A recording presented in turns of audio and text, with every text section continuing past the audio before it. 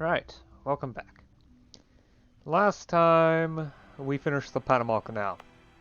Yep, took a while, but it has actually revolutionized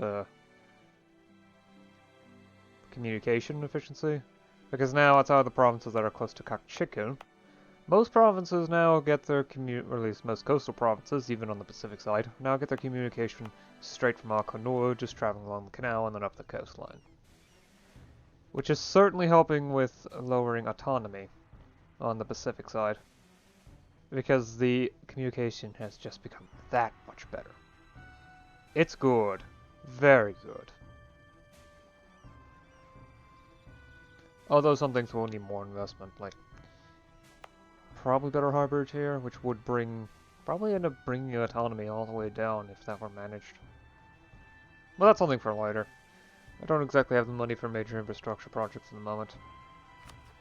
Oh, and France is at war with Ashikaga and Lusong. One offensive, the other defensive, and you can guess which.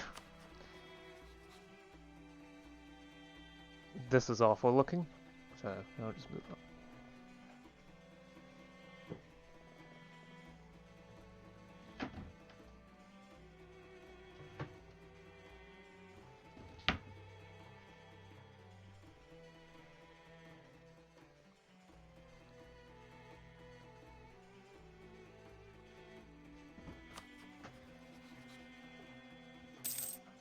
Ah, yes, right.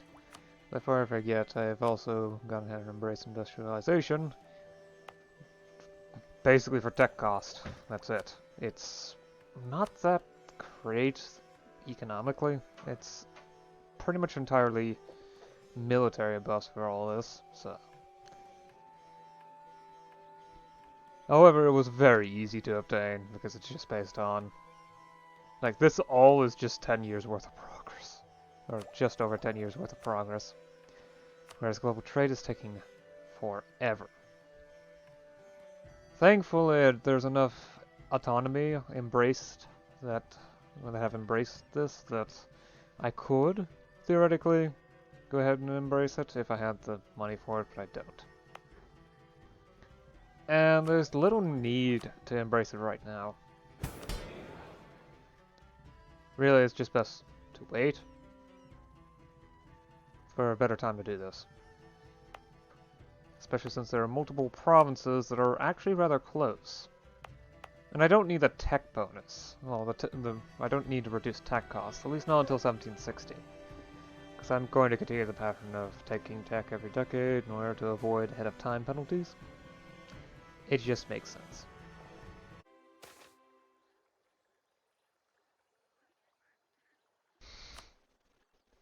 Ah, yet another province.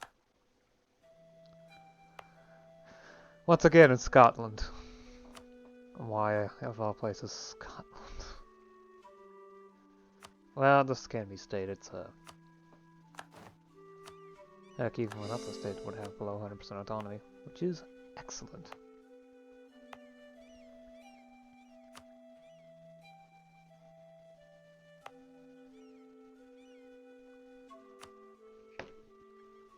I wonder if this okay, yeah, that's right.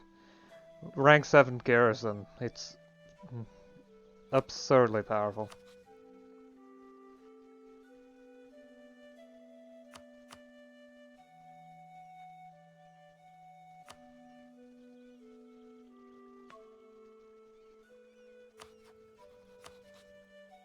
Well, France won't intervene now. Their debt has actually improved. It used to be over 6,000, but now it's less than that. However, they have way more war exhaustion, so. Let's go.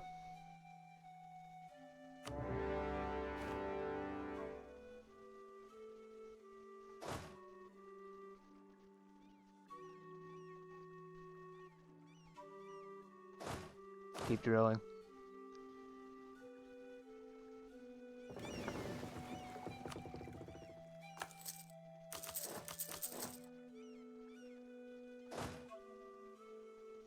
I'll send in this stack to siege down this province and let my subjects do the rest. They should be able to handle it. No problems. Ah, we're at 68% because another one succeeded? Okay. Full annexation, I can't have them remove cores. No point to that anyway. California is not gonna like this, but what do I care about their opinion? The biggest problem is that the separatists are going to merge together. We'll probably end up with another one with 75% chance, except this time it's even more distributed.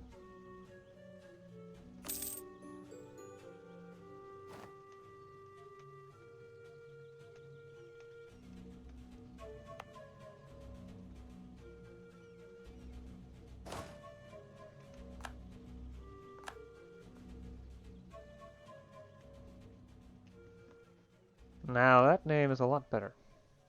I wish I got this wasteland filled in, but this one is a much larger wasteland than this tiny little Arizona. Core everything. I'm not actually getting any overextension whatsoever, which is great.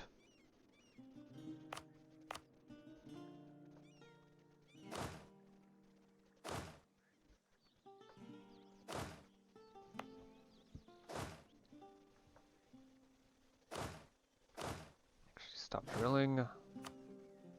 Let's grab you this general so you can move as quickly as possible. Actually, siege progress seems to have reset. Not entirely sure why.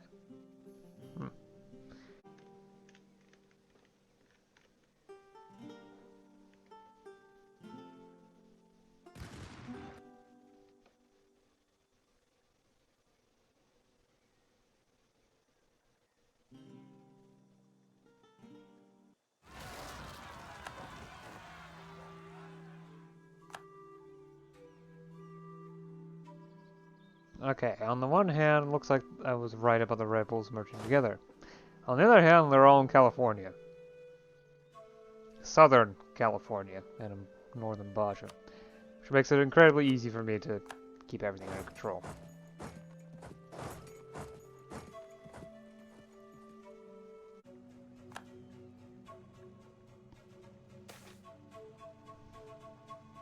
Alright, this is a good point to stop.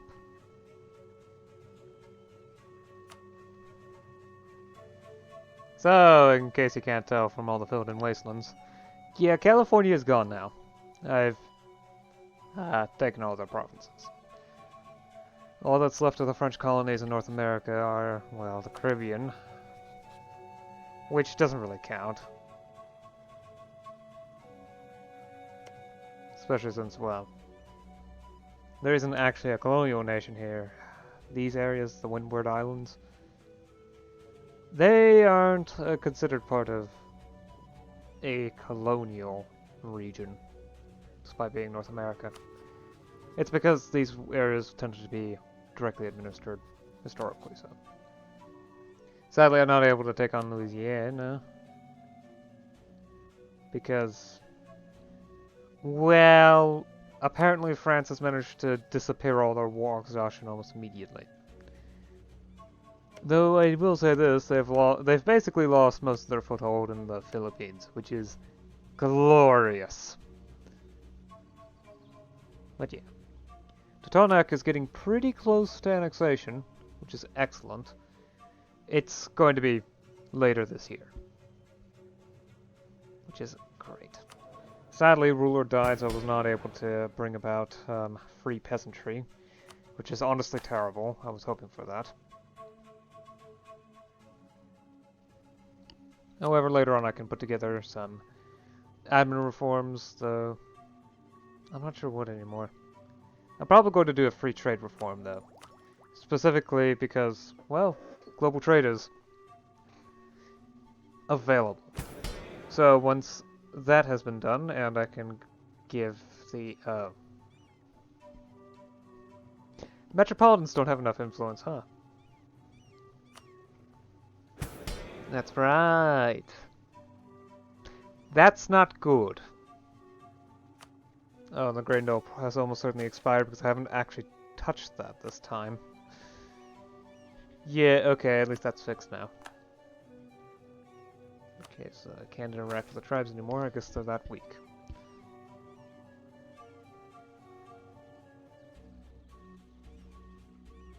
Let's see. Perform yourself with devotion for the clergy. I could disown an unpopular relative, but my legitimacy is low enough so that I'm not willing to risk it.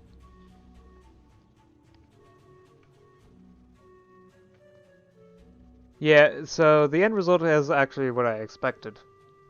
After annexing California, the cores disappeared, and while there were a couple of rebels left over from the war because I didn't bother fighting at all, my vassals just went and sieged.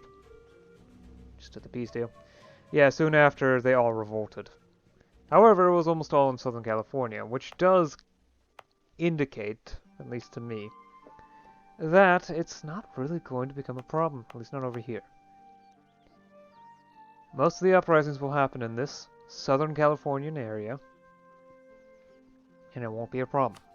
Of course, they'll be considered Louisianan separatists, but that problem should disappear once I annex Louisiana, eventually.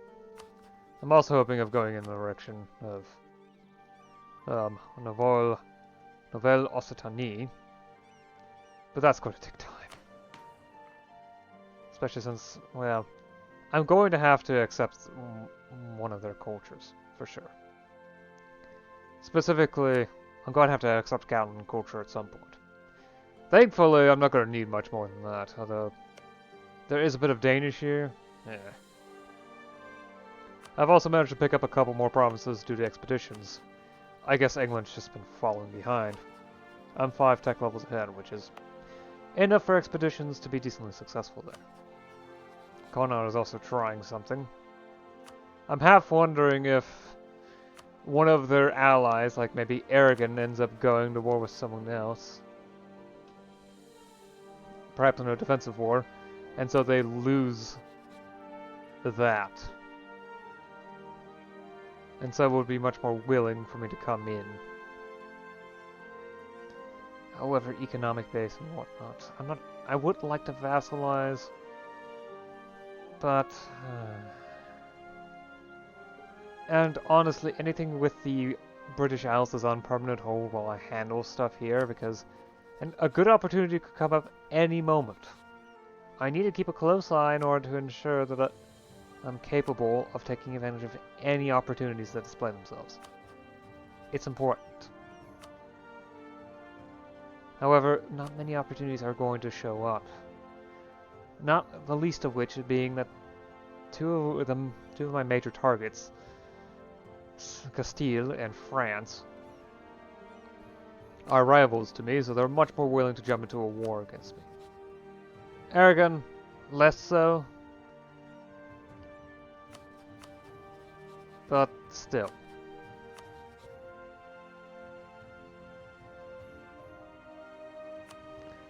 Anyway. I probably should steal maps, actually. There isn't much of anything that I would be willing to take from France directly. Mostly because this would involve a war with them, and that's not something I think I am willing to handle at such a mass scale. So, what about the South Pacific? Or the North Pacific? Ooh, 8 provinces, okay. 28 for the South Pacific. Let's take that. And I believe that is the entirety of the South Pacific. Excellent. It's good to see that. Also, Australia is mostly Castilian from the looks of it.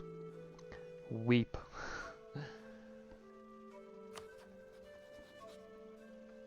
Yeah. Honestly, I can't wait till Totonac is annexed. It'll be nice to have Maya just stretch over here, because the Mayan Pacific coast is already bigger text than Maya down here, and well, it will be all Maya. It's gonna be wonderful.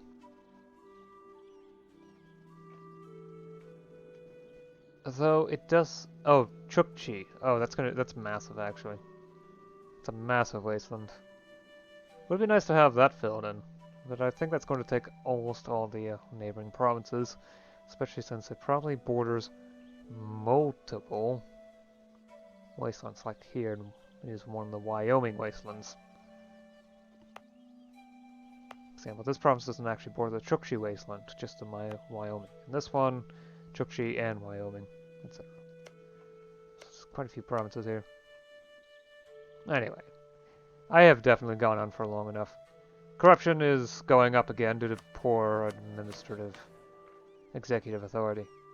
50%, so plus 25 to the base. Yeah, it's gonna go up to 22.4. So, good times are coming to an end again. I dislike monarchy for this reason.